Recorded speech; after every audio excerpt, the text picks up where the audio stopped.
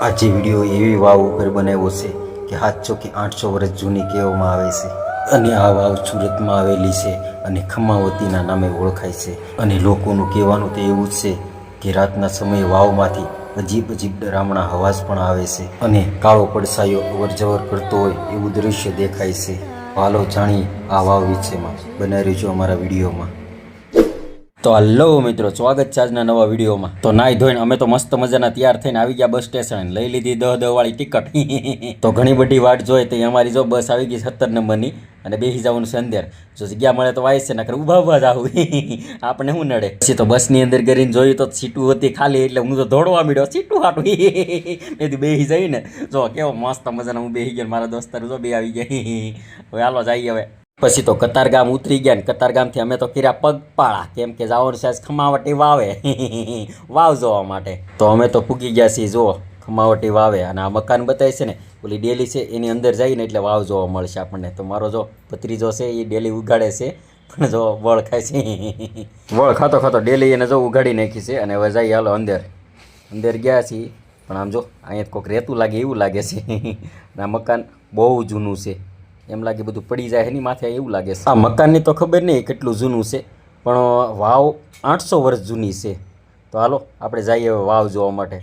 ઓહો હો, અંદર ગયો નથી તા મને બીક લાગવા માંડી છે. બીક તો લાગે ને.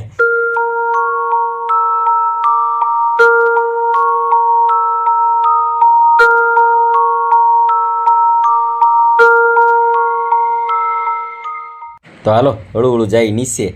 અને અહીંયા મંદિર ખમાવટીમાંનું મંદિર પણ છે, અને કહેવાય છે કે અહીંયા ફાફડાની માનતા રાખી તો દરેક આપણી મનોકામના પૂરી થાય છે. તો બોલો જય ખમાવટીમાં.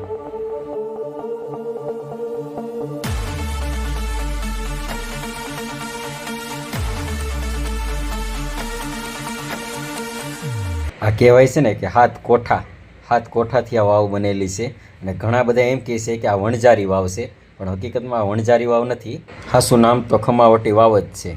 અને તમે જોઈ શકો છો દિવાલું જોતા જ એવું લાગે છે કે આ કેટલી જૂની વાવ હશે, એની કલ્પના પણ આપણે ન કરીએ કે એટલી જૂની વાવ છે. અને લોકોનું કહેવાનું એવું છે કે અહીંયા નજીકમાં એક ગામડું હતું અને એક ફેમિલી રહેતી હતી, અને ઘર કંકાસની લીધે એક બાઈ આમાં પડી ગઈ હતી. પણ સાચું છે કે ખોટું છે એ હજી કોઈને જાણવા બહુ મળ્યું નથી, અને ઘણા બધાએ તો ત્યારથી જ અહીંયા આવવાનું ઓછું કરી નાખ્યું છે. અને લોકોનું કહેવું તો એવું પણ છે કે રાતના સમયે અહીંયા અજીબ અજીબ અવાજ આવે છે, ડરામણા કાળા પડછાયાનું દૃશ્ય દેખાય છે. પણ મારા માનવામાં એવું નથી આવતું, કેમ કે અહીંયા માતાજીનું મંદિર છે એટલે એવું તો હોય નહીં. હા, એક વાત છે કે હાવ ખંડેર છે એટલે બીક તો ઘણા બધાને લાગે ખરી એમ, કેમ કે કચરો બહુ છે. હજી શોખી કરે ને તો બહુ મસ્ત છે.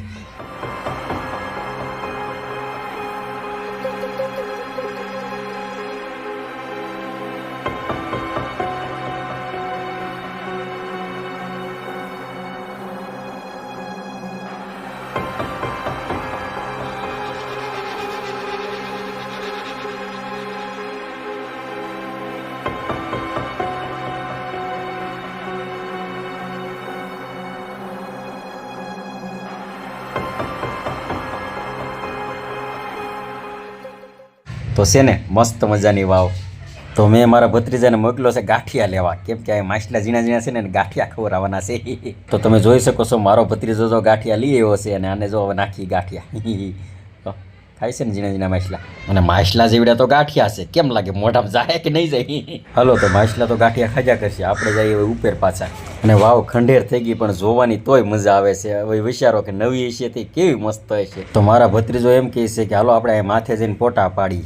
મેં કીધું હાલવા જાય, બીજું હું પડી નહીં તો સારું. જો આ સીડી છે અને અહીંથી ચડવાનું છે આની માથે, જો કેવું છે. હાલો તો પહેલાં હું જાઉં, કેમ કે ભત્રીજા નથી મોકલવા. સીડી અડી રહી છે, પડશે ને તો એનો બાપો મને ખીજાય. હું પડું તો હાલે. લે સીડી તો હતી મજબૂત, જો આપણે એમ કેમ ચડી ગયા માથે. મેં કીધું હવે મારા ભત્રીજાને કે મેં કીધું હવે હાલી આવો. યો જો એક તો ચડી ગયો, અને બીજો જો ત્યાં ઊભો હજી વિડીયો બનાવે છે. મેં તું બનાય, હું જો મેં આ બાજુ લઈ લો જરીક સીન, જો કેવો મસ્ત લાગે ને. તો બીજો પણ કે મને તો વિડીયોમાં લઈ લો. મેં કીધું હાલ લે ભાઈ તને પણ લઈ લો, પણ જોજે પડતો નહીં ને કે વિડીયોમાં બધા જોઈ જાય. આબરૂના ધજાગરા એ આબરૂ હોય ને, મારે તો નથી, કેમ કે મને શરમ ન લાગે, હું તો પડીને ઊભો થઈ જાઉં. અને આ દિવાલ હું ચેક કરી લઉં, 800 વર્ષ તો ઊભી રહી ગઈ. આપણી આ કિસ્મત હોય તો અત્યારે પડી ગઈ માથી ક્યાં જવું. ઘેરે વાટ જોઈ રહી. આ નીચે કરતાં તો અહીં ઉપરથી નહીં વાવ જો કેવી મસ્ત લાગે છે. આ ચોમાસામાં પાણી ભરાતું છે તો આમાં ન હોય ભાઈ. હાલો તો માતાજીને પગે લાગીને આપણે નીકળીએ હવે બહાર. જવાનું મન તો થતું નથી. તમે આવશો ને તમને પણ મજા જ આવ્યા કરશે. ફોટા પાડવા માટે તો આ જગ્યા મસ્ત છે એમ.